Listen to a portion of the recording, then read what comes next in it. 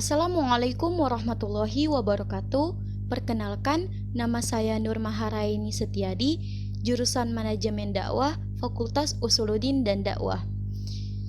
Pada kesempatan kali ini, saya akan menjelaskan salah satu materi ulumul Quran, yaitu turunnya surah-surah Makkiyah dan Madaniyah. Baik, yang pertama pengertian. Makkiyah adalah keseluruhan surat-surat dalam Al-Quran yang diturunkan di kota Mekah, yakni pada masa Nabi Muhammad SAW bermukim di Mekah. Surat-surat Makkiyah turun selama 12 tahun, 5 bulan, 13 hari. Sedangkan Madaniyah adalah semua surah-surah dalam Al-Quran yang diturunkan di kota Madinah. Surah-surah yang masuk ke dalam surah Madaniyah adalah surat-surat yang diturunkan ketika Nabi Muhammad SAW sudah melakukan hijrah dari Mekah ke Madinah. Surah-surah Madaniyah turun selama 9 tahun, 9 bulan, 9 hari. Jadi perbedaannya, surah-surah Makkiyah itu turun sebelum Nabi berhijrah dari Mekah ke Madinah. Sedangkan surah-surah Madaniyah itu turun setelah Nabi berhijrah dari Mekah ke Madinah. Yang kedua, terdapat lafal kalla.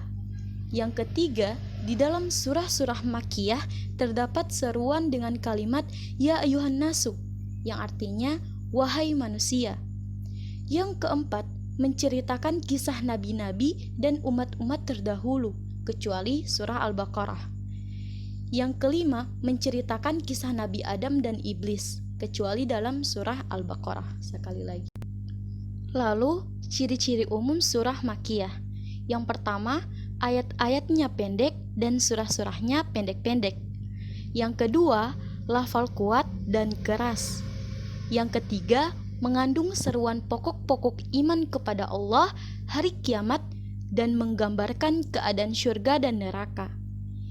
Yang keempat, menyeru manusia berperilaku mulia dan berjalan lapang di atas jalan kebaikan. Yang kelima, mencela amal orang musyrik, yakni bertumpahan darah, memakan harta anak yatim, dan mengubur anak perempuan hidup-hidup. Selanjutnya, ciri-ciri surah Madaniyah.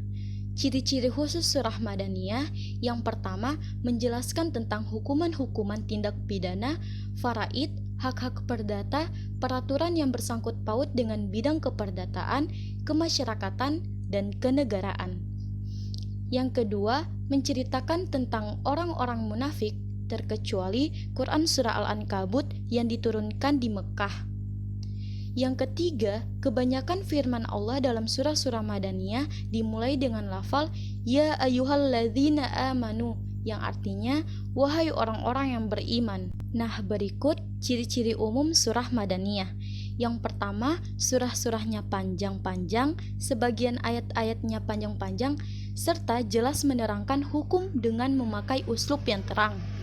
Yang kedua, menjelaskan keterangan-keterangan dan dalil-dalil yang menunjukkan kepada hakikat-hakikat. Baik, apa saja sih manfaat dari mempelajari materi ini? Manfaat yang pertama, kita dapat membedakan mana ayat nasik dan mana ayat mansuk. Yang kedua, kita dapat mengetahui pensyairatkan hukum dan penurunan Al-Quran secara berangsur-angsur.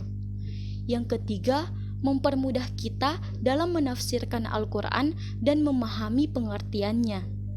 Yang keempat, mempermudah kita dalam menghayati ayat-ayat Al-Quran dan menirunya dalam menyampaikan dakwah. Nah, itulah materi singkat dari saya.